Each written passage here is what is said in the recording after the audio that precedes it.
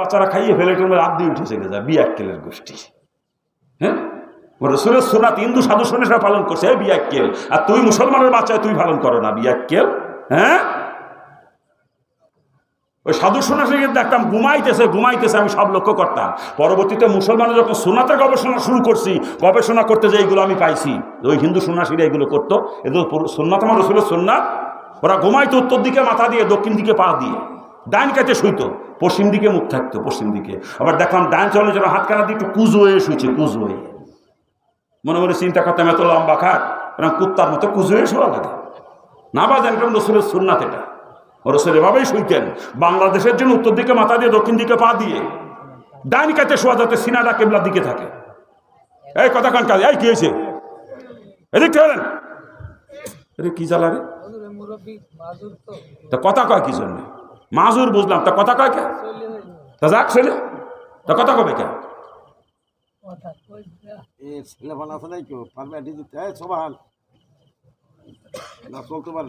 কোন জায়গায় রাখছি কথা? হ্যাঁ,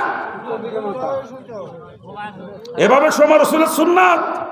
আমার রসুল এভাবেই শুইতেন। আপনি শুইবেন উত্তর দিকে মাথা দিয়ে, দক্ষিণ দিকে পা দিয়ে, ডাইন কাছে সিনা কেবলার দিকে থাকবে সিনা। ডাইন চলে নিচে হাত দিয়ে একটু কুজো হয়ে শোবেন, কুজো হয়ে। পিছনে থেকে একজন দাঁড়ালে মনে করবে চারটা হরফ পড়ে রয়েছে, আপনার মাথাটা মিমের আকার হবে, এখানে হাত দেখা এটা হয়ে গেছে হা, আপনার পাশাটা মিমের আকার হয়েছে, পা দুইখানা হয়ে গেছে দাল, মিম হা মিম দাল, চারটা হরফে পরিণত হবে একটা মুসলমানের দেহ শোয়ার পরে। এটা আমার রসুলের সুন্নাত। রসুল এভাবেই শুইতেন। তার নাম মোহাম্মদ দিতে চারটা হরফ লাগে, এই চারটা হরফ তার দেহের মধ্যে ভেসে উঠত। এভাবে শোয়া সুন্নাত। এরপরে ঘুমের মধ্যে উল্টে পাল্টে গেলে কোনো সমস্যা নেই, কিন্তু প্রথম শুবেন এইভাবে সুন্নাত তরিকায়। ওই হিন্দু সাধু সন্ন্যাসীরা এইভাবে শুইত। ওই সাধু সন্ন্যাসীরা টয়লেটে যাওয়ার আগে মাটির ঢিলা খুঁজত। সে জমানায় তো টয়লেট পেপার ছিল না, আমরা ছোটকাল যখন, তখন টয়লেট পেপারের প্রচলন ছিল না। মাটির ঢিলা ব্যবহার করতো, ন্যাকড়া ব্যবহার করতো মানুষ। ওই সাধু সন্ন্যাসীরা দেখতাম আমাদের বাড়িতে টয়লেটে যাবে, মাটির ঢিলা টুকাইতেছে, ঢিলা না পাইলে আমাদেরকে ডাক দিয়ে বলতো, বাবা তোমাদের ঘরে কত সিরা কাপড় চোপড় আছে, একটু পুরো ন্যাকড়া দাও না আমার। আমরা ন্যাকড়া নিয়ে দিলে ওটা নিয়ে টয়লেটে যাইতো। ঢিলা কলু ব্যবহার করতো হিন্দু সাধু সন্ন্যাসীরা। এটা আমার রসুলের সুন্নাত। আর বর্তমান মুসলমানের বাচ্চারা বদনাই করে পানি নিয়ে ল্যাট্রিনে যায়, পায়খানা করি একের কসলায় কসলায় ডলে ডলে পায়খানা ছানে বদমাইশ। তো মেথরের থেকে নিকৃষ্ট বদমাইশ, মেথরের থেকে নিকৃষ্ট। মেথর যদিও পায়খানা পরিষ্কার করে, হাত দিয়ে পায়খানা ছানে না কোনো দিন। বেলচা দিয়ে ময়লা ওঠে বালতিতে রেখে বালতির আংটা জড়িয়ে নিয়ে ফেলে দেয়। মেথর হাত দিয়ে পায়খানা ছানে না। এই কুলুপ ব্যবহার করা, ঢিলা ব্যবহার করা কোন জন্যে? পায়খানা করার পরে ঢিলা দিয়ে ময়লাটা পরিষ্কার করে নিতে যেতে পানি খরচ করতে গেলে হাতে ময়লা না লাগে। এই জন্য 3টা 5টা 7টা বেজোর সংখ্যা, যতক্ষণ ঢিলার সঙ্গে ময়লা দেখা যাবে ততক্ষণ ঢিলা ব্যবহার করা লাগবে। বেজোর সংখ্যা, একটা সামনের দিকে একটা পিছনের দিকে, এভাবে একটা সামনের দিকে একটা পিছনের দিকে, বেজোর সংখ্যাকে এভাবে ব্যবহার করতে হবে, যাতে পানি খরচ করতে হাতে গেলে ময়লা না লাগে, পানি খরচ করতে গেলে। আর বদমাইশ মুসলমানের বাচ্চা পায়খানা যে পায়খানা করে কসলা কসলা সানে পায়খানা, ঘিন নাও না রে বদমাইশ, তুই তো মেথরের থেকে নিকৃষ্ট বদমাইশ তুই। হ্যাঁ, হিন্দু সাধু সন্ন্যাসী এগুলো করতে আমি ছোটকালে দেখছি। যতই সুন্নাত তরিকা তাদের জিন্দে চলুক না কেন, তাদেরকে মুসলমান বলা যাবে না, যেহেতু তাদের ঈমান নাই। কি কথা ঠিক না? জোরে বলেন। এক কথায় যার ঈমান আছে, সুন্নাত তরিকায় জিন্দেগি চলে, সেই হচ্ছে মুসলমান। আপনার ঈমান আছে, সুন্নাত তরিকা আপনার মধ্যে নাই, কসম খোদার আপনি মুসলমান না। আবার আপনার ভিতরে সুন্নাত তরিকা আছে কিন্তু আপনার ঈমান নাই, আপনিও মুসলমান না। এই দুইটা সমন্বয় যার মধ্যে করছে, ইন্নাল্লাযিনা আমানু ওয়া আমিলুস সলিহাত, যার ঈমান আছে, সুন্নাত তরিকা জিন্দেগি চলে, সেই হচ্ছে মুসলমান। আর এই মুসলমান যাবে জান্নাতে, আর কেউ না, আর কেউ না। তাহলে মুসলমান কারে কয়? বোঝেন নাই কথা? হনো খালি ঈমান আছে না, ঈমান আছে, সুন্নাত তরিকা জিন্দেগি চলে, সেই হচ্ছে মুসলমান। আপনার ঈমান আছে, সুন্নাত তরিকা না আপনার মধ্যে, আপনি মুসলমান না, আপনি মুসলমান না। এই দুইটা সমন্বয় যার মধ্যে করছে, সেই হচ্ছে মুসলমান। আবার কন মুসলমান কারে কয়? যার ঈমান আছে, সুন্নাত তরিকা জিন্দেগি চলে, সেই হচ্ছে মুসলমান। দুইটার একটা যদি আপনার ভিতরে অনুপস্থিত, আপনি মুসলমান না। এই দুটা সমন্বয় যদি আপনার মধ্যে ঘটে, তবে আপনি মুসলমান। কথা ঠিক না? যারা বলেন ঠিক কিনা? কিন্তু আজকে তো লম্বা ছড়া দাবি করি মুসলমান বলি আমরা। সুন্নাত তরিকার বালাইও তো আমাদের মধ্যে নাই, আছে এখন? কোন জায়গা আছে সুন্নাত তরিকা? খানা খায় হায়ান জানোয়ারের মতো, ঘুমায় পশু পাখির মতো, পায়খানা প্রস্রাব করি কুত্তার মতো। মুসলমানের বাচ্চা কুত্তার মতো দাঁড়ায় দাঁড়ায় মতে, কি দেখেন না এবার? ওই আজকেও দেখছি, আজকেও বরিশাল আসিয়ে একটু প্রস্রাবের বেগ হইলো, পাবলিক টয়লেটে গেলাম প্রস্রাব করতে, পাবলিক টয়লেটে তো অনেকগুলো প্রস্রাবখানা লাইন দিয়ে এই যাত্রীরা প্রস্রাব করতেছে, দাঁড়ায় দাঁড়ায় কুত্তার মতো দাঁড়ায় দাঁড়ায় শুরু করছে। আমার মন ছিল যে মাথা তুলে লাথি মেরে মুতির মধ্যে ফেলা দিতে পারতাম। আমার কুত্তার বাচ্চা কুত্তা দাঁড়ায় দাঁড়ায় মতে, এই কুত্তা রে, এই কুত্তা তো লজ্জা করে না? আল্লাহ তোরে বানাইছে মানুষ, সর্বশ্রেষ্ঠ মাখলুক, তোর মাজার মধ্যে হাঁটুর মধ্যে কবজা দেশে, অন্য কোনো জানোয়ারকে এরকম দেয় নাই। জানোয়ারকে সৃষ্টি করছে দাঁড়ায় পায়খানা প্রস্রাব করার জন্য, আর তুই মানুষ সম্মানী, তোকে আল্লাহ বসে প্রস্রাব করার জন্য সৃষ্টি করছে, বসে পায়খানা প্রস্রাব করার জন্য, আর তুই কুত্তার মতো দাঁড়ায় দাঁড়ায় মতো। এই জন্যই তো আল্লাহ কইছে উলাইকা কালা আন আম, ওগুলো কুত্তা। আল্লাহ কইছে, আমি কই না, আমি কই না, আমার উপরে রাগ করি না, কইছে কেডা? আল্লাহ কোরআনের মধ্যে কইছে উলাইকা কালান আম, ওগুলো কুত্তা। আল্লাহ কয় না রে, কুত্তারও তো আদব আছে, এক ঠ্যাং জায়গায় এক ঠ্যাঙে মুত লাগে। কি করতে? এক ঠ্যাং জায়গায় না, আর এক ঠ্যাঙে মুত লাগে। আল্লাহ কয় ওরা তো কুত্তাতেও খারাপ হলো, দাঁড়ায় মধ্যে দুই ঠ্যাঙে মুত লাগাইলো। আল্লাহ কয় বালহুমা দল, ওরা কুত্তাতেও নিকৃষ্ট। আমি কই না, কিন্তু আল্লাহ কোরআনের মধ্যে কয়। কোরআনের আয়াত জিজ্ঞেস করেন ইকরামদের কাছে, উলাইকা কালান আম, প্রথম আল্লাহ বলছে ওগুলো জানোয়ার, চতুষ্পদ জানোয়ার। পরবর্তীতে আল্লাহ কয় না রে, জানোয়ার তো আদব আছে, কুত্তা এক ঠ্যাং জায়গায় এক ঠ্যাঙে মুত লাগে, আর ও মানুষ হয়ে দাঁড়ায় মিতে দুই ঠ্যাঙে মুত লাগাইলো। আল্লাহ কয় বালহুমা দাল, জানোয়ার থেকেও নিকৃষ্ট, ও কুত্তার থেকেও নিকৃষ্ট, ও শুয়ারের থেকেও নিকৃষ্ট বদমাইশ। ওর মাজায় তুলে লাত্তি মেরে মুতির মধ্যে ফেলা দেবেন, দাঁড়ায় মুতি দেখলি কোনো ডারে। মুসলমানের বাচ্চা দাঁড়ায় দাঁড়ায় প্রস্রাব করে, ওর মাজায় তো ব্যারাম হইলেও বুঝলে কয়দিন পরে উঠতে বসতেও পারবে না। ওই সারা দিন ধরে একে বেড়াবে, মসজিদে ঢুকে চেয়ারে বসবে, কোনায় চেয়ারে বসিয়ে মোরগের মতো ঠোক মারবে চেয়ারে বসে। সারা দুনিয়া বলে গুতোই নিয়ে বেড়ায়, বাজার করতেছে, সব পারে, মাঠে যায় গরু বান্ধে, ও জায়গা মাজায় বেড়াম হয় না, ও জায়গা মাজায় বেড়াম হয় না। যখন নামাজ পড়তে মসজিদে আসে তখন আর বসতে পারে না, তখন চেয়ার ছাড়া নামাজ হয় না, তখন চেয়ারে বসে। চেয়ারে বসে নামাজ পড়া, যতক্ষণ পর্যন্ত নিচে বসে পড়ার ক্ষমতা থাকবে ততক্ষণ চেয়ারে বসে নামাজ পড়লে তা নামাজ হবে না। আপনি দাঁড়ায় পড়তে পারতেছেন না, জমিনে বসে পড়তে হবে নামাজ। জমিনে বসে যদি পড়তে পারেন তাহলে চেয়ারে বসে নামাজ হবে না, আর জমিনে বসেও যদি পড়তে না পারেন, শুয়ে ইশারার সঙ্গে পড়বেন, তবু চেয়ারে বসে নামাজ হবে না। আর যদি শুয়ে ইশারার সঙ্গেও পড়তে না পারেন, আপনার দড়িয়ে চেয়ারে বসাই দেবে, তখন আপনার চেয়ারে নামাজ হবে, তাছাড়া চেয়ারে নামাজ হবে না। এই যে বড় ব্যারাম মাজাই হয়েছে কাগের, যারা দাঁড়ায় দাঁড়ায় মুতিছে যৌবন কালো, ওকে খোঁজ নিয়ে দেখেন, ওগুলো দাঁড়ায় দাঁড়ায় মুততে যৌবন কালে, এই জন্য মাজায় বড় ব্যারাম হয়েছে ওদের। আল্লাহ মাজার মধ্যে কবজা দেশে, হাঁটুর মধ্যে কবজা দেশে বসে পায়খানা প্রস্রাব করার জন্য, ও কুত্তার মতো দাঁড়ায় দাঁড়ায় মতে, তো ওর মাজায় ব্যারাম হবে না, হবে কার? খারাপ লাগতেছে নাকি? খারাপ লাগে বাজার? কোথায় আছে সুন্নাত তরিকা বলেন? কোনো জায়গায় নাই। খানা খায় জানোয়ারের মতো, ঘুমায় কুত্তার মতো, পায়খানা প্রস্রাব করে ইহুদি নাসারার মতো, আমার পোশাক পরিচ্ছদ খ্রিস্টানের মতো, আমার চেহারা দেখি মনে আমি মুসি, এরম মনে হয়। চেহারা সুরতের মধ্যে মুসলমানের কোনো চিহ্ন নাই, মুসির মতো দেখা যায় নাকি? কান দাড়ি কামাই কি কামানো, একেবারে মুসির মতো দেখা যায় চেহারাটা, একেবারে মুসির মতো। আমি হিন্দুর ঘরে জন্মাইছি, আমার মুখে দাঁড়িয়ে মুসলমানের বাচ্চারা আমার দিকে লজ্জা করে না যে কচু গাছে গলা দড়ি না, কচু গাছে দাড়িতে খুর লাগানো, আর আমার রসুলের কলিজায় খুর লাগানো এক। আর রসুলের কলিজায় খুর লাগায় রসুলরে কান্দাইয়া জান্নাতে যাবা, এত সস্তা জান্নাত, এত সস্তা? পাও ধরেছি রসুলের কলিজায় খুর লাগাইয়া না, রসুলরে কান্দাইয়া না, জান্নাতে যাইতে পারবা না। আমি হিন্দুর ঘরে জন্মেছি, আমার মুখে দাঁড়িয়ে হলে তোর কি তুই মুখ খান্ডে চাইছিল মুসি মার্কা বানাই রেখে দাও বিয়াক্কেল। ওগুলো আর মুসির মতো দেখা যায়, আর মুসির মতো। মুসি চেনেন তো আপনারা? মুসি চেনেন? দেখুন বাজারের মধ্যে রাস্তার পাশে ছোট ছোট বাক্স নিয়ে বসে, আর যত লোক রাস্তা দিয়ে যায় প্রত্যেকের পাত দিক তাকায় থাকে। মুসিরা কারো চেহারার দিক তাকাইছে আমি আজ পর্যন্ত দেখি নাই কোনোদিন। মুসির নজরই মানুষের পাত দিকে, কি কথা ঠিক না? অর্থাৎ যারা জুতা সেলাই করে, জুতা পালিশ করে, ওগুলো মুসি করে, চিনিছেন তো? হিন্দুদের ভিতরে সবথেকে নিচু সম্প্রদায়ের মানুষ হচ্ছে মুসি, সবথেকে নিচু সম্প্রদায় হিন্দুদের ভিতরে। ওই মুচির চেহারার মধ্যে কোনো ইমানি নূর নাই, আছে? ঠিক তদ্রূপ দাড়ি কামানো মুসলমানের চেহারার মধ্যে কোনো ইমানি নূর নাই, আমি পাই নাই খুঁজে। বহুত পর্যবেক্ষণ করছি এ পর্যন্ত, দাড়ি কামানো কোনো মুসলমানের চেহারার মধ্যে আমি কোনো ইমানি নূর খুঁজে পাইনি এ পর্যন্ত।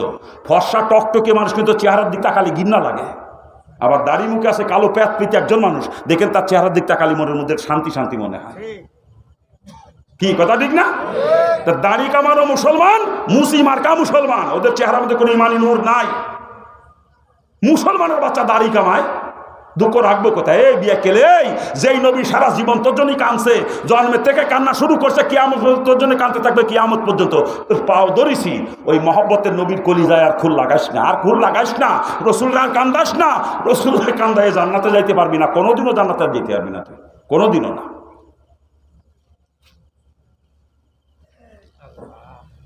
আবার কতজন দাড়ি রাখে, রাখে সাইটে সুইটাকের কদম ফুল বানায় রাখে দেয়, কদম ফুল।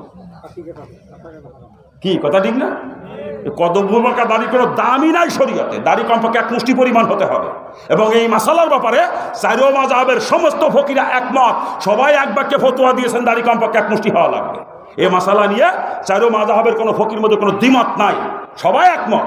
শুধুমাত্র শিয়াদের একটা কিতাবের মধ্যে আমি পাইছি এই মাসালা, শিয়াদের কিতাবে 40 গজ দূরের থেকে দেখা গেলে দাড়ি হবে, ওটা শিয়াদের মাসালা। যদি কেউ শিয়া হয়ে থাকেন আপনি ছাড়তে পারবেন, দাড়ি আপনার জন্য নিষেধ নাই। কিন্তু আহলে সুন্নাত ওয়াল জামাতের অন্তর্ভুক্ত যদি কেউ নিজেকে মনে করেন, আপনার জন্য এক মুষ্টির নিচে দাড়ি ছাটার কোনো পারমিশন শরীয়তে দেয় নাই। দাড়ি কামানো যেরকম হারাম কবিরা গুনাহ, এক মুষ্টির নিচে দাড়ি ছাটা সেরকম হারাম কবিরা গুনাহ।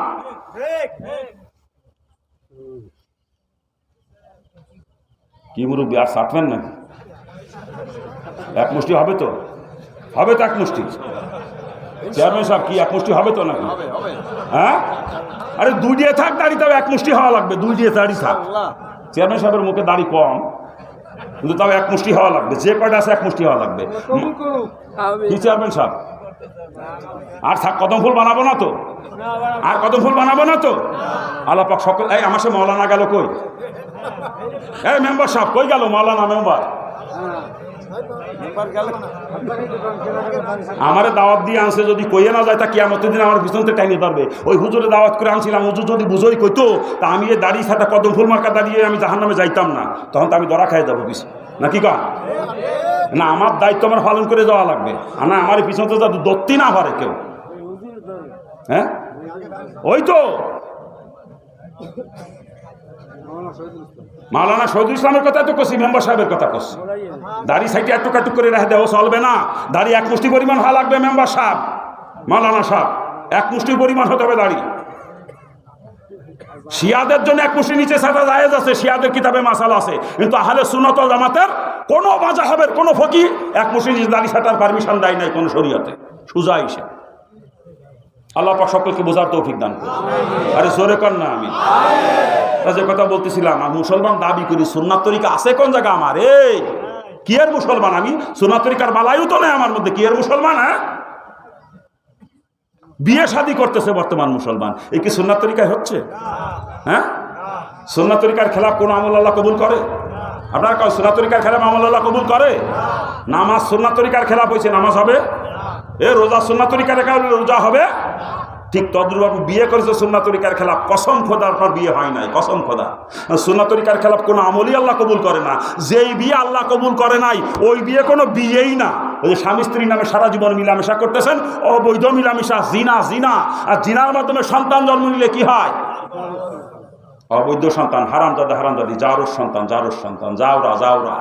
আমাকে গ্রাম বাংলা কয় যাইবিও, যাইবিও। কি আপনাকে দেখে কি কয়? হ্যাঁ, ওয়াজ করতে গেলে এসে মুরব্বীরা খালি অভিযোগ করে, হুজুর ছেলে মেয়েরা মা বাবার কথা শোনে না, যদি ওয়াজ একটু করবেন যাতে ছেলে মেয়েরা মা বাবার কথা শুনে মা বাবার খেদমত করে। আমি কেউ জন্ম কি বৈধ? ওরা যদি বৈধ সন্তান হতো অবশ্যই মা বাবার খেদমত করবে, কোনোদিন ওয়াজ নসিহত লাগবে না তার জন্য। বৈধ সন্তান কখনো মা বাবার সাথে নাফরমানি করে না। আর ওই জন্ম যদি অবৈধ হয়ে থাকে, অর্থাৎ আপনার বিয়ে যদি সুন্নাত তরিকায় না হয়, তাহলে ওটা অবৈধ, জাউরা জাউরা।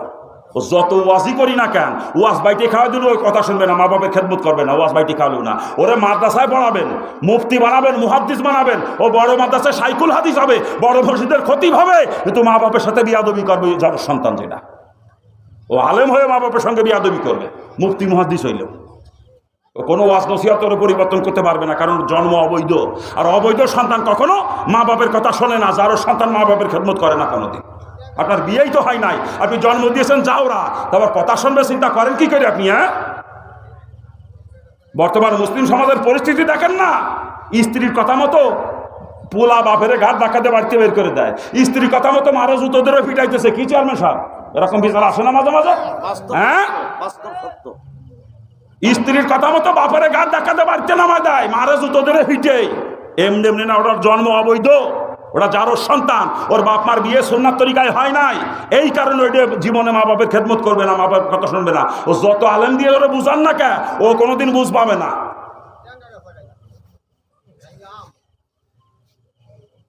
ওই যে কইছে জায়গায় ট্যাঙ্গা গাছ লাগাইছেন তেঁতুল গাছ, ও গাছে তেঁতুলই হবে, ও গাছে সবরি কলা পাবেন না জীবনেও। তেঁতুল গাছে সবরি কলা হয়? এই তেঁতুল গাছে সবরি কলা হয়? ও গাছে তেঁতুলই হবে, তেঁতুলি। বিয়ে করেছে সুন্নাত তরিকার খেলাফ, সন্তান যে কটা জন্ম দেবেন সব কটা যারও সন্তান হবে, সব কটা যাওয়া হবে। ওরা জীবনে কোনোদিন মা বাপের কথা শুনবে না, জীবনেও না। দলিল লিখে রাখেন, দলিল। কি কায়দার বিয়ে শাদী হচ্ছে মুসলিম সমাজে, দেখি আমার কাছে আশ্চর্য লাগে। একটু বলবো না বাদ দেবো? বলবো। ওই দেখেন না, বিয়ের আগে এক মেয়ে 17 বাদ দেখে, কয়বার দলে দলে মেয়ে দেখতে যায়, একবার বন্ধু বান্ধব নিয়ে মেয়ে দেখে, একবার দুলা ভাইদের কিনে মেয়ে দেখে। আপনাকে লেখা দেখে নাকি? অথচ যেই ছেলে বিয়ে করবে, বিয়ে হওয়ার আগ পর্যন্ত ছেলের বাপের জন্যও ওই মেয়েটা চেহারা দেখা হারাম, একেবারে কবিরা গুনাহ। ছেলে দেখবে মেয়েকে, মেয়ে দেখবে ছেলেকে, যাকে নিয়ে সারা জীবন সংসার করা লাগবে। শরীয়ত তাকে পছন্দ করে এখতিয়ার দিয়েছে যে ছেলে মেয়ে উভয় উভয়কে দেখবে। আর ছেলের তরফ থেকে ছেলের মাহারাম মহিলারা মেয়েটাকে দেখতে পারবে, আর মেয়ের তরফ থেকে মেয়ের মাহারাম পুরুষরা ছেলেটাকে দেখতে পারবে। এভাবে দেখা দেখির মাধ্যমে বিয়ে হয়ে যাওয়ার পরে শ্বশুরের জন্য বেটার বউ দেখা তার কোনো নিষেধ নাই, বরং বেটার বউ শ্বশুরের শুধুমাত্র শারীরিক খেদমত, যেটা গাও টিপা পাও টিপা, এই শারীরিক খেদমত বাদ দিয়ে আর যত প্রকার খেদমত আছে সব বেটার বউ করতে পারবে। কিন্তু ছেলের সঙ্গে বিয়ে হওয়ার আগ পর্যন্ত ওই মেয়েটার চেহারা দেখাও ছেলের বাপের জন্য হারাম, কবিরা গুনাহ।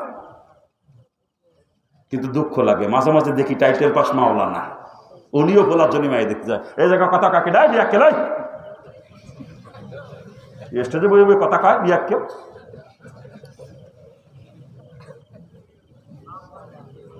কোন জায়গায় রাখছি কথা? হ্যাঁ, মাঝে মাঝে দেখি টাইটেল পাস মাওলানা ফোলার জন্য মায়ে দেখতে যায়। এ বিয়া কেউ, তুই আলেম হইছ কি খাই? বিয়া কেউ ঘাস খাই আলেম হইছ? এই মাসালা জানো না? ছেলের সঙ্গে বিয়ে হওয়ার আগ পর্যন্ত ওই মেয়েকে বিয়ে করা নিজের জন্য জায়েজ আছে। এ মাসালা যদি না জানবি, তুই আলেম হয়েছিস কি খাই? এর বিয়ে কেউ ঘাস খাই আলেম হইছ? তুই ফুলার জন্য মায়ে দেখতে যাও? আলেম নামের কলঙ্ক গুলা, ইসলামকে ধ্বংস করতেছে। তো বদমাইশের গোষ্ঠী, বোঝেন না? আলেম হয়ে ফুলার জন্য মায়ে দেখতে যায়, বিয়ে কেল। ও তবলিগের মোবাইল লেগো সরমুনার মুরিদ, ও ফুলার জন্য মায়ে দেখতে জুতো দিয়ে ফিটেবেন, তো ওগুলোর জুতো দিয়ে ফিটেবেন।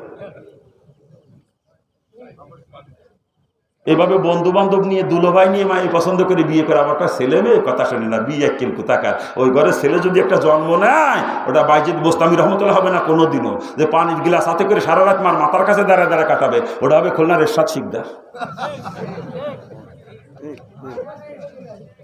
আর বর্তমান আমার এলাকায় তো যৌতুক ছাড়া বিয়েই হয় না। আপনার এলাকায় মুসলমান ভালো আছে, এরা বিয়েতে যৌতুক নেয় না। আমার এলাকায় কি চেয়ারম্যান সব এলাকা যৌতুক আছে না? হ্যাঁ, এ মুসলমান, শুয়োরের গোস্ত খাওয়া যেরকম হারাম, যৌতুকে টাকা খাওয়া সেই রকম হারাম। বরং শুয়োরের গোস্ত খালে খালি হারাম খাওয়ার গুনাহ হয়, আর যৌতুকে টাকা আমরা খাইতেছি, ও টাকা তো হারামই। সাথে সাথে মেয়ের বাপের উপরে জুলুম করা হলো, হারামও খাইলাম, জালেমও হইলাম। আর শুয়োর খালে খালি হারাম খাওয়া হইতো, জালেম হইতাম না। কত বড় জুলুম একটু চিন্তা করেন। একটা মেয়েকে জন্মের থেকে শুরু করে বিয়ের উপযুক্ত হওয়া পর্যন্ত লালন পালন করতে মেয়ের বাপের কলিজা ফাইটে যায়। আজকে তার ওই কলিজার টুকরা তার নয়নের পুতুলি আমারে দিয়ে দেয়, তাতেও বলে না, আবার দাবি করে মরণ সাইকেল, মরণ সাইকেল। বদমাস বিয়ে করে মরণ সাইকেল নেয়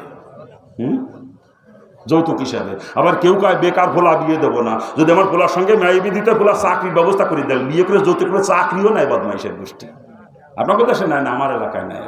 আবার কেউ কয় দেশে তো চাকরি বাকরি আসছেই না, চিন্তা করছি ফুলারে বিদেশ পাঠাবো।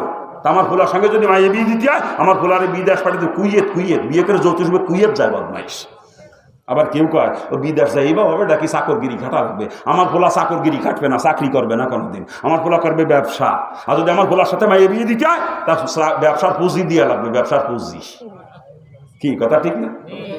তবে হ্যাঁ, মেয়ের বাপ যদি সামর্থ্যবান হয়ে থাকে আর মেয়ে জামাকে সুখে শান্তিতে রাখার জন্য মোটর সাইকেল না প্রাইভেট কার একটা দিয়ে দেয়, পাজেরো বা নিশান পেট্রোল, কোনো আপত্তি নাই। চাকরি পিউনের ডানা দিয়ে শ্বশুর যদি বেটির জামাইকে বড় অফিসার বানায় দেয়, কোনো সমস্যা আছে না? কোনো সমস্যা নাই। কুয়েত না ফাটা শ্বশুর যদি মেয়ের জামাইরে জাপান ফাটা দেয়, আরো ভালো না? জাপান ফাটা দিলে আরো ভালো না? আর ব্যবসার পুঁজি নয় শুধু, শ্বশুর যদি মেয়ের জামাইকে ইন্ডাস্ট্রির মালিক বানা দিতে পারে, আলহামদুলিল্লাহ, কোনো সমস্যা নাই। কথা ঠিক কিনা? কিন্তু মনে রাখতে হবে, ছেলেরাদের তরফ থেকে চেয়ে বা দাবি করে বা কোনো প্রকার বাহানা খাটাইয়া মেয়ের গার্জিয়ানের কাছ থেকে 4 আনা পয়সা যদি নেওয়া হয়, ওটা হলো যৌতুক। আর শুয়োরের গোস্ত খাওয়া যেরকম হারাম, মুসলমানের জন্য যৌতুকের টাকা খাওয়া সেই রকম হারাম। যারা পোলার বিয়েতে যৌতুক নেছে, কালকে তো শুয়োর খাবি বদমাইশের দাও। যারা পোলা বিয়ে করেছে যৌতুক নিয়ে, কালকে তো শুয়োর খাবি তোরা। আর যৌতুকের টাকা যে খাইতে পারে, হে বদমাইশ শুয়োরও খাইতে পারবে।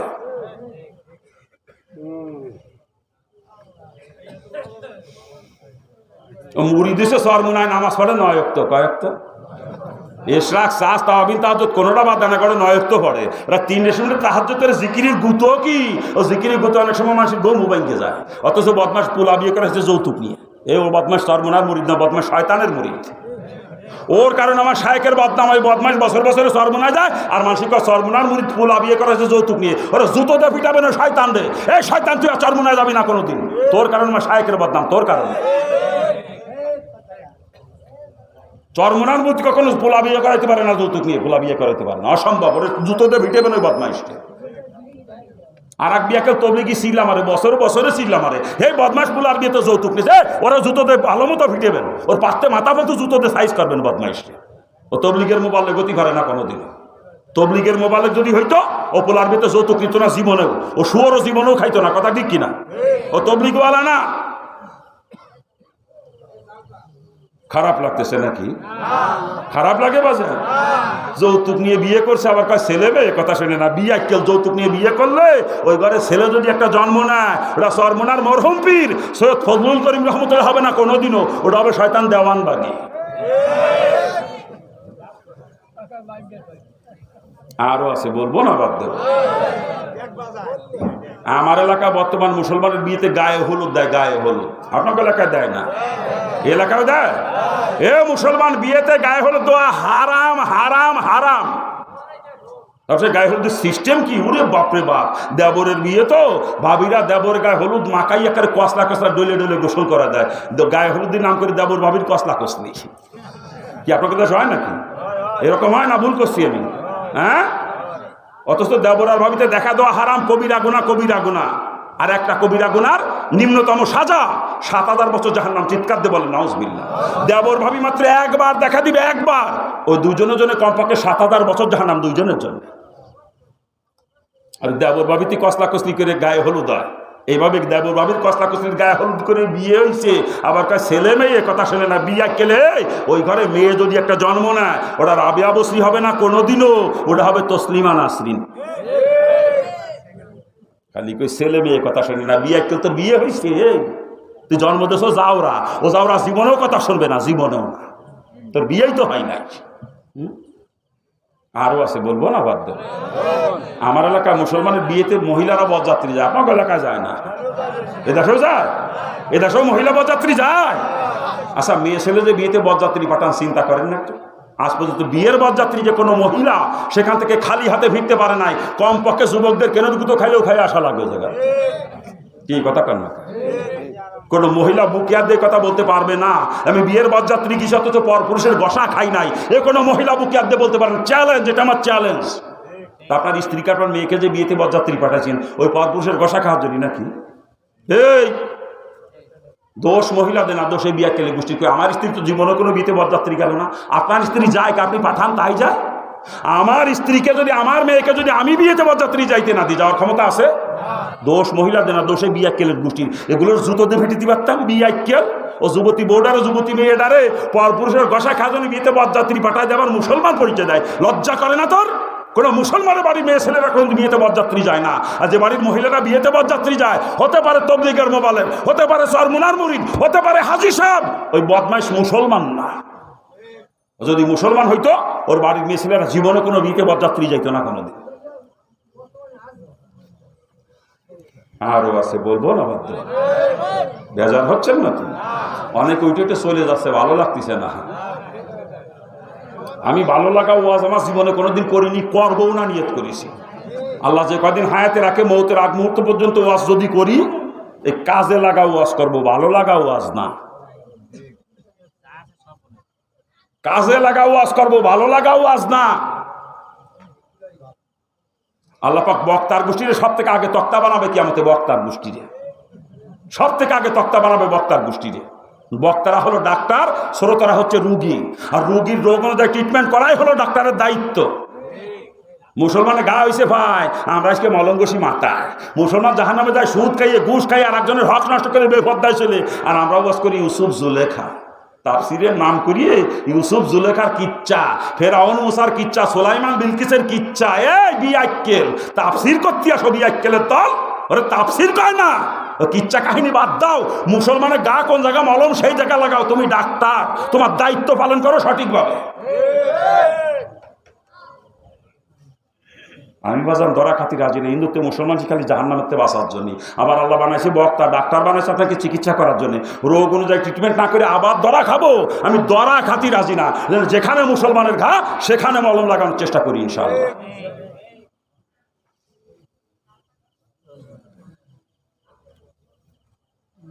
কোন জায়গায় রাখছি কথা? হ্যাঁ, আরে আলোচনা করতেছিলাম বিয়ে শাদী নিয়ে, নাকি কার বরযাত্রী, মহিলা বরযাত্রী পর্যন্ত গেছি, আরো আছে, বলবো না বাদ দেবো? বর্তমান আমার এলাকায় দেখছি নতুন বউ বিয়ে করে বাড়ি নিয়ে হাল খাতা করে, হাল খাতা। ওরা নাম দেশে বউ বাতা, আমি ওটা নাম দিয়েছি হাল খাতা। আপনার এলাকায় করে নাকি? ওরা কি কয় জানো? হ্যাঁ, বউ বাতা, বউ বাতা, ওদের নামে তুই হাল খাতা। দুনিয়ার মানুষ দাওয়াত করে, বাচ্চা বাচ্চা মাথা মোটার গোষ্ঠীরে দাওয়াত দেয়। বাড়ির পাশে গরিব মানুষ, আত্মীয় স্বজন গরিব আছে, তাকে একটু মুখ দিয়েও কয় না। চেয়ারম্যান সাহেবের সাথে রক্তের কোনো সম্পর্ক নাই, আত্মীয়তার কোনো বন্ধন নাই, তো চেয়ারম্যান সাহেবের আগে কার্ড দিয়ে দাওয়াত দেয়। কি চেয়ারম্যান সাহেব সপ্তাহে কয়টা খাওয়া লাগে দাওয়াত হিসেব করেছেন? আরে এমন এমন চেয়ারম্যান আমি দেখছি, এমন চেয়ারম্যান জীবনে সারে না বসা, অবৈধ কামাই করে না, তো সম্পদ তেমন একটা নাই। দাওয়াত খাতি খাতি বিকারির মতো হয়ে গেছে। দাওয়াত খাতি খাতি চেয়ারম্যান সাহেব দাওয়াত খাতি গেছে, যদি মোটা অঙ্কের না দেয় তা ইজ্জত থাকে। আর দাওয়াত দেশে চেয়ারম্যান না গেলে পরে বদনাম করবেন, ওই চেয়ারম্যান ওই ভোটের সময় খালি আইসিল, এখন আর আসে না। দাওয়াত খাতি খাতি চেয়ারম্যানকে মেম্বারকে জীবন শেষ। কি চেয়ারম্যান সাহেব নাকি ভুল করছে? হ্যাঁ, চেয়ারম্যানরা আগে দাওয়াত দেয়, মেম্বাররা আগে দাওয়াত দেয়, কার্ড দিয়ে দিয়ে দাওয়াত করে। কিন্তু বাড়ির পাশে গরিব মানুষ, আত্মীয় স্বজন গরিব আছে, তাকে মুখ দিয়েও কয় না। চেয়ারম্যানের দাওয়াত দিলে মোটা অঙ্কের পাওয়া যাবে না, বোঝেন না? কি কথা ঠিক কিনা? হ্যাঁ, দুনিয়ার মানুষ দাওয়াত করে মানুষদের খাওয়াইয়ে আবার মানুষদের বউ দেখায়। আর বউ দেখেই তো এক একজন এক একটা নজর দেয়। কেউ দেয় নাকের ফুল, কেউ কানের দুল, কেউ হাতের আংটি, কেউ ঘড়ি, কেউ বদনা, কেউ জগ, কেউ কলস, কেউ ফিন্নি সেট, আবার কেউ টাকাও দেয়, নাকি কা? আবার কি ডাকি দেয় টাকা, তাই লেখে তো লেখে না। আরে খালি লেখে শেষ করে না, রাত্রিবেলা দেখবেন কাগজ কলম হিসেব করতে বসে। ওই মাল জিনিস যা যা উঠিতে সব নিয়ে বসে, হিসেব করতে সামনে নিয়ে বসে। কোনটার বাজারে কত মূল্য আছে দাম ধরে ধরে হিসেব করে দেখে যে কত খরচ করেছি আর উঠলো কত। হাল খাতা যে করলাম, লাভ হয়েছে না লস হয়েছে হিসেবও করে। কি করে না? ওই জন্য ওই নামতেছি হাল খাতা। আমার নাম তো আর ঠিক আছে তো? আমার নাম তো আর ঠিক আছে তো? হ্যাঁ, চিন্তা করে না? চিন্তা করতে পারেন? দুনিয়ার মানুষ দাওয়াত করে বাড়ি এনে তাকে খাওয়াই, ঠিকই খাওয়া, তাকে থাল পাতে ভিকারির মতো। আমি কেউগুলো ডিজিটাল বিকারি। এমনি তো বিকারীরা মানুষের বাড়ি বাড়ি যে ভিক্ষে চায়, আর ডিজিটাল বিকারির গোষ্ঠী মানুষের খাওয়ার কথা কয়ে নিজের বাড়ি দাঁড়িয়ে আনে, দুধে খাওয়ার কথা কয়ে আনে, দুধে খাওয়াই ঠিকই, খাওয়ানোর পরে তাকে সামনে থাল পাতে বিকারির মতো। আমার থালের মধ্যে কি ডাকি দিবা দাও? এই বিকারি বদমাশ তো লজ্জা করে না? মানুষের যে খাওয়ার জন্য দাওয়াত করছো, তার মানে বিকারির মতো থাল পাতে। এই তো লজ্জা করা উচিত। ওই গোসের আর যে থাল পাতি সে না, কালকে গোসের আট আমি যার সময় কিছু দিয়ে যাবো তোর থালের মধ্যে। বিকারি কোথাকার, গোসের হাটে যে জায়গায় থাল পাতি সে যাই, আর নাহলে ব্রিজের টকরা, ব্রিজের গোড়ায় যে থাল দিয়ে বসবি, আমি যার সময় কিছু দিয়ে যাবা না। বদমাইশ, লজ্জা নাই? মানুষের খাওয়ার কথা করে ডাহিয়ে এনে, বাড়ি ডাহিয়ে এনে তাকে সামনে ভিকারি মতো থাল পাতে। ওগুলো ভিকারি, বদমাইশ, ওগুলো ভিকারি।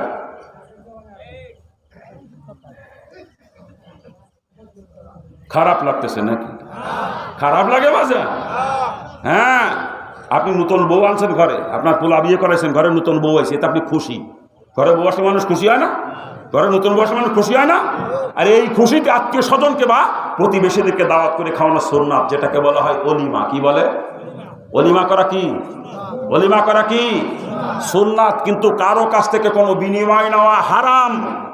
আপনার বাড়িতে দাওয়াত খাইতে আইছে, যদি কেউ কিছু নিয়ে আসে পরিষ্কার তাকে বলে দিই, ভাইজান আমি হাল খাতা খুলি নাই, ব্যবসা করতে বসি নাই, আমি অলিমা করছি, আমি ওটা রাখতে পারবো না, রাখলে আমার পোলার বিয়ে নষ্ট হয়ে যাবে, এই কাম করতে পারবো না, আনছেন না জানি ফেরত নিয়ে যাওয়া লাগবে, ওটা ফেরত দিয়ে দিতে হবে, কথা ঠিক কিনা?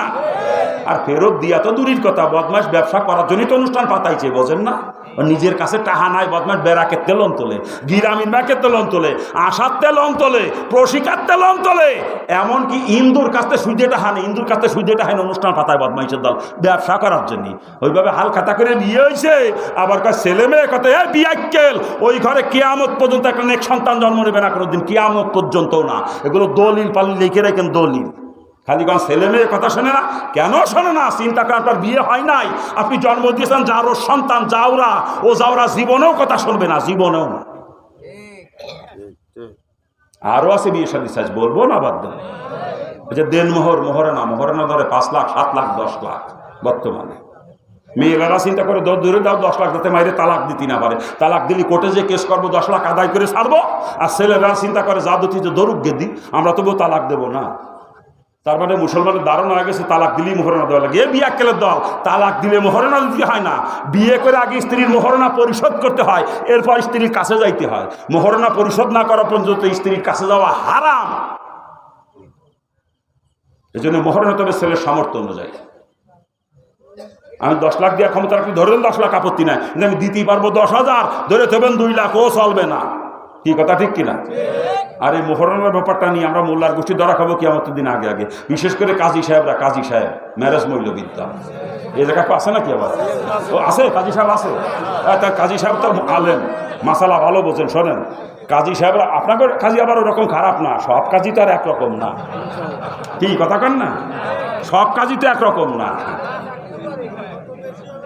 কিন্তু কাজী সাহেবরা বিয়ের কাবিন লিখতে যে কোনোদিন এই কথা কয় না, ধরলে যে 2 লাখ ছেলে কি পারবে দিতে, পায় না। এরকম খুশা মারে, এই মানসি ধরে 2 লাখ 3 লাখ, তুমি তো 20,000 মাইটা কপাল পোড়াবা। এরকম কাজী সাহেব আমি নিজে শুনছি। তার মানে 2 লাখ টাকা দিলে ফিস বাড়িয়ে দিত, 20,000 টাকা ফিস কম হয়ে যাচ্ছে। ও ম্যারেজ বইলে বলছে ফিস নিয়ে উড়া যারা খাবার পয়লা নম্বর, আর পয়লা নম্বর ওর কাজীগিরি ছুটে যাবে।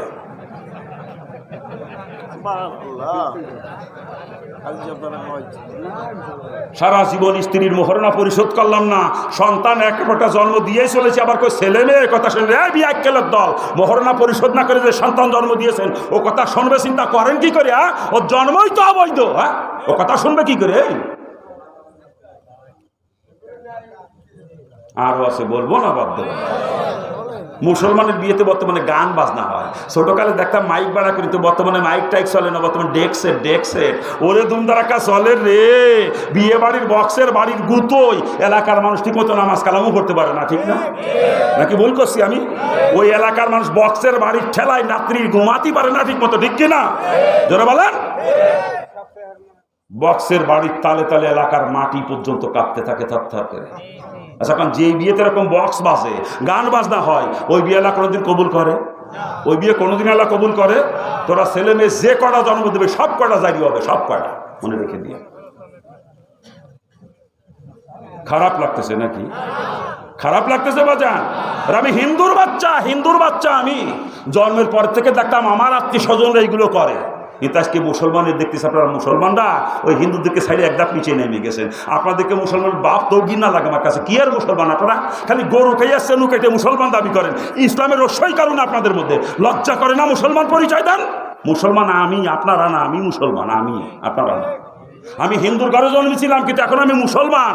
আপনারা জন্মেছেন মুসলমানের ঘরে, কিন্তু মুসলমানের হারাই ফেলাইছেন। মুসলমান দাবি করার এখতিয়ার আপনাদের নাই, মুসলমান পরিচয় দিয়েন না। আর আপনারা যা করেন এগুলো মুসলমানের কাজ না, মুসলমান এগুলো করতে পারে না কোনোদিন।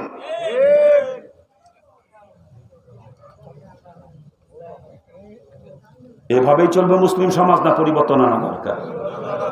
এভাবেই চলবে না, পরিবর্তন আনা দরকার। যারা আজকের ময়দানে গার্জিয়ান আছেন, গার্জিয়ানদের পা ধরেছি। কোন গার্জিয়ান ছেলে মেয়ের বিয়ে সুন্নাত তরিকার খেলাফ দিয়েন না। আর যার সন্তানের জন্ম সমাজ আপনারা দিয়েন না। আজকের মুসলিম সমাজ যার সন্তানে ভরপুর, পাও ধরেছি, ছেলে মেয়ের বিয়ে সুন্নাত তরিকার খেলাফ দিয়েন না।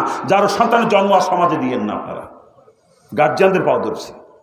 আর যারা যুবক আছে আজকের ময়দানে, যারা এখনো বিয়ে শাদী করে নাই, বাবারে তোমার ভাও ধরেছি, তুমি অঙ্গীকার করো আমি একজন মুসলমান, আমি সুন্নাত তরিকার খেলাফ বিয়ে করব না, যারও সন্তানের জন্মদাতা আমি হব না। কি যুব সমাজ অঙ্গীকার করা যায় না? অঙ্গীকার করা যায় না?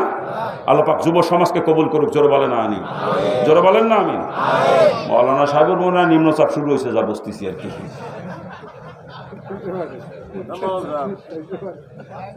না, নিম্নচাপ হইলে যান, অসুবিধা নেই, নিম্নচাপ হইলে যান।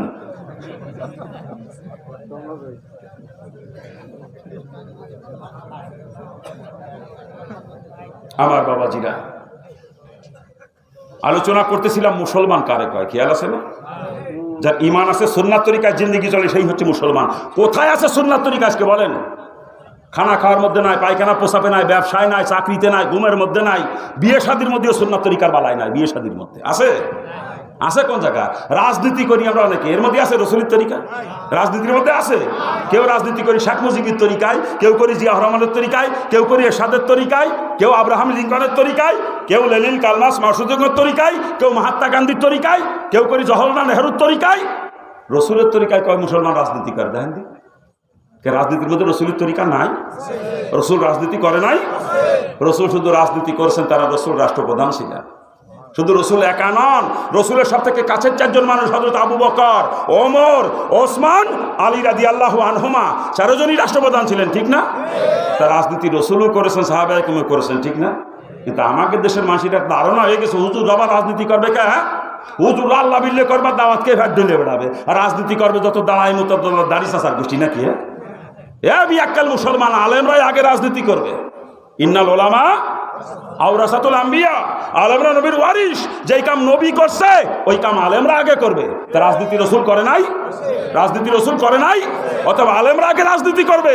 যেই বিয়াক্কাল রাজনীতি করে না, ওরে আলেম পেলে গুনাহ হবে কসম খোদার, ও আলেম নামের কলঙ্ক।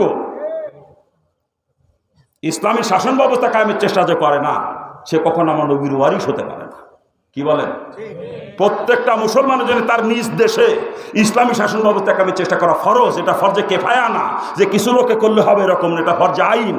প্রত্যেকটা মুসলমানের জন্য তার নিজ দেশে, যে দেশে আপনি বসবাস করেন, আমেরিকা হতে পারে, অস্ট্রেলিয়া হতে পারে, কানাডা হতে পারে, চীন, রাশিয়া, ফ্রান্স, জাপান, যে দেশে আপনি বসবাস করেন না কেন, ভারত, পাকিস্তান, বাংলাদেশ, নেপাল, ভুটান, আপনি একজন মুসলমান, আপনার ইমানই দায়িত্ব।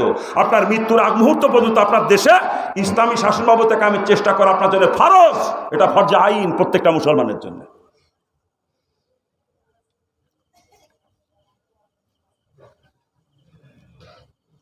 কিন্তু আমাদের দেশের কত নাম করা মুফতি মুহাদ্দিস, হেরাও আমরা রাজনীতি পছন্দ করি না। কি কয় না? মোবাল্লিগের গোষ্ঠীকে আমরা রাজনীতি পছন্দ করি না। কত পীর সাহেবরাও কথা আমরা রাজনীতি পছন্দ করি না, পীর সাহেবরাও কয়। আচ্ছা, আপনারা বলেন, রসুল জীবদ্দশা যত কাজ করছে সব কাজ আমাদের পক্ষে করা সম্ভব না, আমরা পারবো না করতে। তাই বলে আমাদের ইমান চলে যাবে না। কিন্তু রসুল আদনা একটা কাজকে যখনই অপছন্দ করবো, সাথে সাথে ইমান চলে যাবে, সাথে সাথে। কি ঠিক না? একজন মুসলমান সারা জীবন টুপি কোনোদিন মাথায় দেয় নাই, এই জন্য তার ইমান চলে যাবে না। যদি বললাম টুপি পছন্দ করি না, সাথে সাথে তার ইমান চলে যাবে। একজন মুসলমান সারা জীবন জুব্বা কোনোদিন গায়ে দেয় না, এতে তার ইমান যাবে না। যদি বললাম জুব্বা পছন্দ করি না, ওটা সাথে সাথে বেঈমান হয়ে যাবে একেবারে। একজন মুসলমান সারা জীবন দাড়ি কোনোদিন রাখে নাই, এতে গুনাহগার হবে, কিন্তু ইমান চলে যাবে না। যদি বলে আমি দাড়ি পছন্দ করি না, ওটা বিনা দলিলে কাফের। কি কথা ঠিক না? ঠিক তদ্রূপ একজন মুসলমান কোনো কারণে রাজনীতি করে নাই বা করতে পারে নাই, এতে গুনাহগার হবে ঠিক, কিন্তু ইমান চলে যাবে না। যদি বলে আমি রাজনীতি পছন্দ করি না, ওটা বিনা দলিলে কাফের, কোনো দলিল লাগবে না জায়গা। তাতে যত বড় মুফতি হোক আর মুহাদ্দিস হোক কাফের। আমার রসুলের কাজ অপছন্দ করে। এই যদি কোনো মোবাল্লিগ কয় যে আমি রাজনীতি পছন্দ করি, ওর মোবাল্লিগ কয় কি রে কাফের বদমাইশ, ওর মোবাল্লিগ হয়েছে, ওরা জুতোতে পিটেবেন ধরিয়ে। যদি কোনো পীর সাহেব এই কথা কয় যে আমি রাজনীতি পছন্দ করি না, ওরে পীর করলে গুনাহ হবে কসম খোদার, ওই শয়তান কখনো পীর হইতে পারে না। ওই কাফের শয়তান পীর হয়েছে কেন বুঝো না? আমার রসুলের কাজ যে অপছন্দ করতো কাফের, ওই কাফের শয়তান পীর হয় কেন বুঝে দিয়ে যান আমার। আপনার খারাপ লাগতেছে নাকি? খারাপ লাগে বাজার, আশ্চর্য লাগে। কয় রাজনীতি আমরা পছন্দ করি না, বিয়াক্কেল কোথাকার, তুই রসুলের কাজ অপছন্দ করো, তুই তো কাফের। ওয়াজ শোনার জন্য ওযু করা কোনো শর্ত না মাওলানা সাহেব। ওয়াজ করার জন্য অনেক সময় ওযু করা শর্ত, যতই ইস্তেঞ্জায় যান ওযু করা শর্ত না। ওয়াজ শুনতে যে ওযু থাকা লাগবে এমন না। ইস্তেঞ্জা করে দ্রুত চলে আইতেন, এই ওযুর সময় নষ্ট হইল, ওযু পরে করতেন।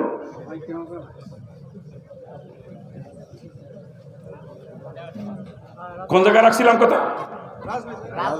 হ্যাঁ, প্রত্যেকটা মুসলমানের তার নিজ দেশে ইসলামী শাসন ব্যবস্থা থাকলে চেষ্টা করা ফরজ, আর ইসলামী শাসন ব্যবস্থা থাকলে চেষ্টা ফরজ হয়ে থাকলে ইসলামী রাজনীতি করাও ফরজ প্রত্যেকটা মুসলমানের জন্য, ঠিক কিনা? যারা বলেন ঠিক কিনা? দুঃখ দুঃখ তো রাখার জায়গা পাই না। সর্বনা পিসাব রাজনীতি করে, তার কত গন্ধ, তার সমালোচনা করি আমরা।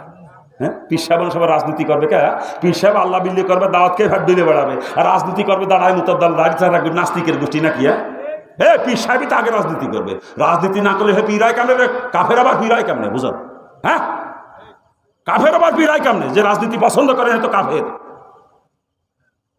সর্বনা পীর সাহেব খাঁটি নায়েবে রাসূলের জন্য সে রাজনীতি করে, বোঝেন? শাইখুল হাদিস আল্লামা আজিজুল হক সাহেব রহমতুল্লাহ খাঁটি নায়েবে রাসূল ছিলেন, এজন্যই রাজনীতি করতেন।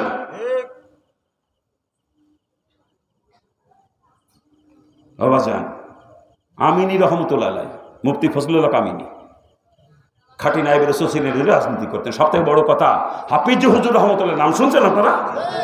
নাম শুনছেন হাফিজ হুজুরের? হাফিজ হুজুরের নাম কি ছিল কান্দি? মোহাম্মদুল্লাহ। হাফিজ হুজুরের নাম কি? আমরা তার হাফিজ হুজুর নামে চিনি, কিন্তু অরিজিনাল নাম হলো মোহাম্মদুল্লাহ। বহুত বড় বুজুর্গ ছিলেন, বহুত বড় বুজুর্গ আলেম, জামানার শ্রেষ্ঠ আলেম এবং জামানার শ্রেষ্ঠ ওলিয়ে কামেল ছিলেন হাফিজ হুজুর রহমতুল্লাহ। আমি ইসলাম গ্রহণ পর 2 বার তার খেদমত করার সুযোগ দিয়েছে আল্লাহ পাক আমারে। 2 দিন রাত দিন 24 ঘন্টা তার পাশে থাকছি, দেখছি। রাত্রে নাক ডেকে ঘুমাইতেছে, কিন্তু একটা সেকেন্ডের জন্য তার জিব্বা স্থির দেখি নাই। আল্লাহ আল্লাহ জিকির নড়ছে জিব্বা, ঘুমের মধ্যেও নাক ডেকে ঘুমাইতেছে, জবানে জিকির চলতেছে। এই বুজুর্গ ছিলেন হাফিজ হুজুর রহমতুল্লাহ। ইসলাম গ্রহণের পরে 2 বার তার খেদমত করার সুযোগ হয়েছে 2 জায়গায়। এই বুজুর্গ সারা জীবন রাজনীতির বিরোধিতা করেছিলেন। জীবনের শেষ মুহূর্তে এসে বৃদ্ধ বয়সে একদিন রাত্রিবেলা ঘুমাই রয়েছে, রাত 2টার সময় খাদেম পাশে শোয়া ছিল, খাদেমরা ধাক্কা মেরে উঠাইছে। খাদেম খারুমারে করে উঠছে, হুজুর কি হয়েছে? হুজুর কি হয়েছে? কিছু হয় নাই। মাদ্রাসার যত ওলামা ইকরাম আছে, মাদ্রাসার উস্তাদ মেহমান সহ সব ওলামা ইকরামদেরকে এই মুহূর্তে আমার কামরায় আসতে বলো। খাদেম হুজুর রাত 2টা বাজে সবাই ঘুমাইতেছে, রাখো তোমার ঘুম, ডাকতে বলছি তাই ডাকো আগে। খাদেম ভয় পেয়ে গেছে। খাদেম দরজা খুলে বেরিয়ে যাইয়ে এক দরজায় থাবা দেখা, হুজুর এখনই তার কামরায় ডাকতেছে ওলামা ইকরামদেরকে, হুজুর এখনই ওলামা ইকরামদেরকে ডাকতেছে। দরজা থাবাইতে মাদ্রাসার মধ্যে হুলস্থুল শুরু হয়ে গেছে। রাত 2টার সময় বোঝেন না, ওলামা ইকরাম ভয় পেয়ে গেছে, কোনো অঘটন ঘটে গেল নাকি আবার, এরকম চিন্তা করে গেছে ওলামা ইকরাম। ছুটতে ছুটতে হুজুরের কামরায় আসতে সবাই আসি। হুজুর কয়, হুজুর হুজুর কি হয়েছে? হুজুর কোনো সমস্যা? হুজুর কোনো সমস্যা? হাফিজ জবাব দিচ্ছেন, সমস্যা একটা, আমি জাহান্নামে যাইতে পারবো না। সমস্যা একটাই, আমি জাহান্নামে যাইতে পারবো না। ওলামা ইকরাম আসতে দেখুন, আপনি জাহান্নামে যাবেন তার মানে? কয় হ্যাঁ, আমি ঘুমের মধ্যে স্বপ্নে দেখতেছিলাম হাসরের ময়দান কায়েম হয়েছে। আল্লাহ পাক তার বান্দাবান্দীদের আমলনামাগুলো বুঝিয়ে দিচ্ছেন হিসাব সহ। আমার আল্লাহ পাক ডাকলেন মোহাম্মদুল্লাহ, সামনে আসো। আমি আগাই গেলাম, আমলনামার সামনে আল্লাহ পাক বললেন, মোহাম্মদুল্লাহ যে তোমার হিসাব নাও। তুমি নামাজের পরীক্ষা 100 নম্বর পাইছো, রোজার পরীক্ষা 100 নম্বর পাইছো, জাকাতের পরীক্ষা 100 নম্বর পাইছো, হজের পরীক্ষা 100 নম্বর পাইছো, পর্দার পরীক্ষা 100 নম্বর পাইছো, দান সদ্গার পরীক্ষা 100 নম্বর পাইছো, জিকিরের পরীক্ষা 100 নম্বর পাইছো, তেলাওয়াতের পরীক্ষা 100 নম্বর পাইছো, যত নেক আমলের পরীক্ষা সব পরীক্ষা তুমি 100 নম্বর পাইছো। কিন্তু রাজনীতির পরীক্ষায় তুমি 100 পাইছো, তুমি জাহান্নামী। আল্লাহ পাকের বলতে দেরি হয়েছে তুমি জাহান্নামী। ফেরেশতারা গলার মধ্যে আমার শিকল লাগাইতে দেরি করে নাই, শিকল লাগাইয়ে গলার মধ্যে শিকল লাগায় টানতে টানতে আমার জাহান্নামে নিয়ে যাচ্ছে। জাহান্নামের কিনারে নাড় করাইছে, ধাক্কা মেরে জাহান্নামে ফেলবে। এমত অবস্থা আমার ঘুম ভাঙ্গিয়ে গেছে। এই ঘুম ভাঙ্গিয়ে তোমাদেরকে ডাকছি, আমি জাহান্নামে যাইতে পারবো না।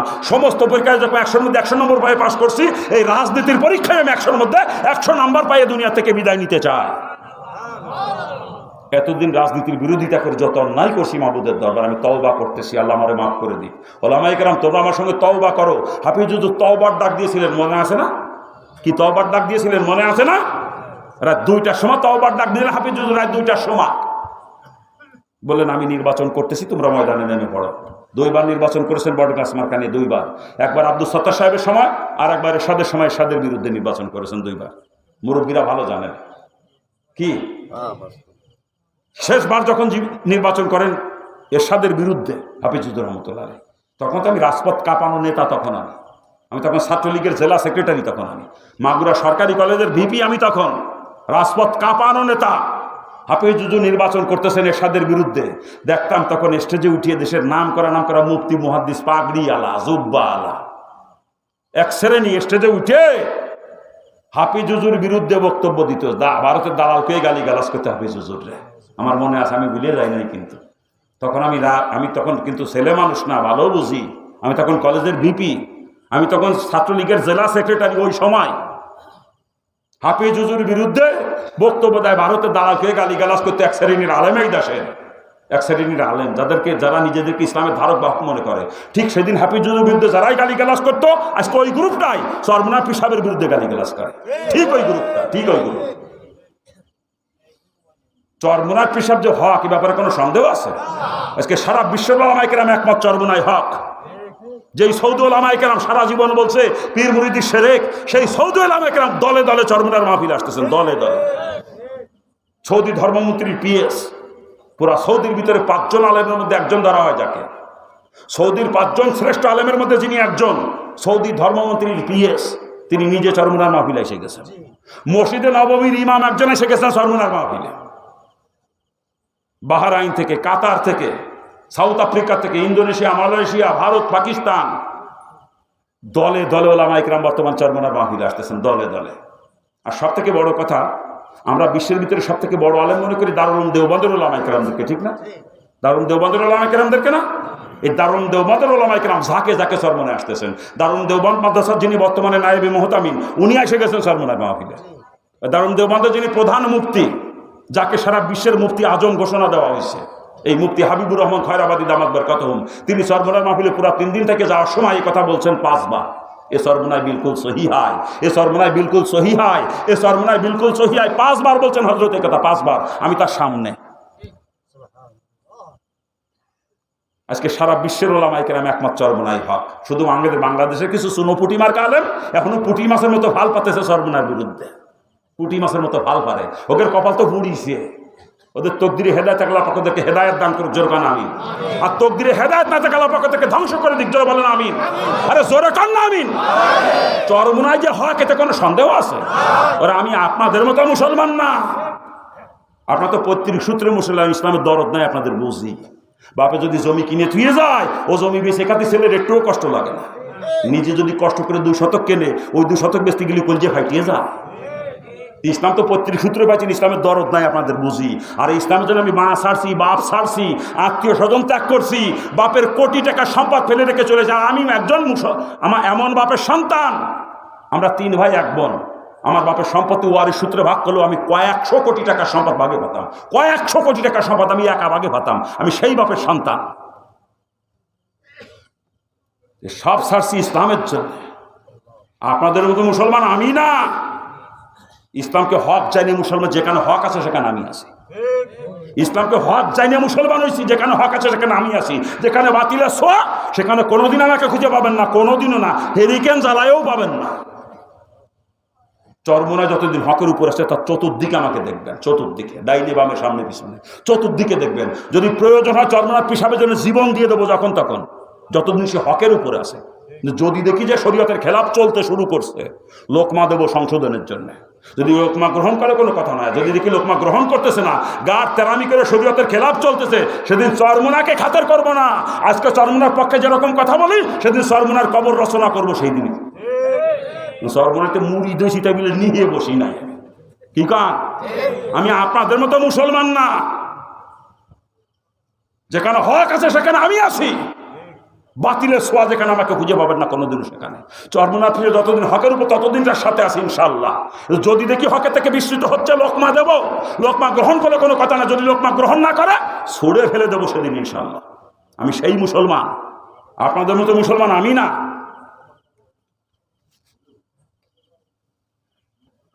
আল্লাহ পাক সকলকে হকের সাথে থাকা তৌফিক দান করুন। হকের বিরোধিতা সেই করতে পারে যে নিজে বাতিল। কি কথা ঠিক না? হকপন্থী কখনো হকের বিরোধিতা করতে পারে না, কথা ঠিক কিনা? আমি যদিও চরমোনাইর মুরিদ, হাটাজারি হজরতের বিরুদ্ধে জীবনে একটা কথা বলছি, শুনছেন কোনোদিন? নানুপুরের বিরুদ্ধে একটা কথা বলছি, কোনোদিন শুনছেন? যাত্রাবাড়ি হজরতের বিরুদ্ধে কথা বলছি, কোনো শুনছেন? ঢালকানগর হুজুরের বিরুদ্ধে কথা বলছি, শুনছেন? খুলনা নুরুল আমিন সাহেবের বিরুদ্ধে কথা বলছি, শুনছেন কোনোদিন? উজানির বিরুদ্ধে কথা বলছি, শুনছেন? আমি নিজে হক। তবলিগের বিরুদ্ধে কথা বলছি, পাইছেন কোনোদিন? হ্যাঁ, জানি যে এটা হক। আমি হকপন্থী, হকের বিরোধিতা করতে পারি না কখনো, কথা ঠিক কিনা? ধরে বলা। আর যে নিজে বাতিল সে হকের বিরোধিতা করতে পারে। চরমোনায় হক, এতে কোনো সন্দেহ নাই। অর্থাৎ চরমোনার বিরুদ্ধে যেই বদমাইশ করে ওই বদমাইশ হলো বাতিল। আল্লাহ পাক তকদিরে হেদায়েত দান করুক, জোরে কান আমিন। আর তকদিরে হেদায়েত দান করলে ধ্বংস করে দিক, জোরে বলেন আমিন। চরমোনায় যে হক, কোনো সন্দেহ নাই, কথা ঠিক কিনা? দাওয়াতে তাবলীগের মেহনত হক, কোনো সন্দেহ নাই, কথা ঠিক কিনা? যে সমস্ত পীর সাহেবদের মধ্যে শিরক বেদাত নাই, শরীয়তের খেলাফ নাই, তারা সবাই হক, কথা ঠিক না? যাদের ভিতরে শিরক বেদাত, শরীয়তের খেলাফ, ওরা সব ভণ্ড, বাতিল। কি বলেন? আল্লাহ পাক সকলকে বোঝার তৌফিক দান। খারাপ লাগতেছে নাকি? আলোচনা করতেছি মুসলমান কারে কয়, খেয়াল আছে না? মুসলমান ওই ব্যক্তি যার ঈমান আছে, সুন্নাত তরিকায় জিন্দেগি চলে, কথা ঠিক কিনা?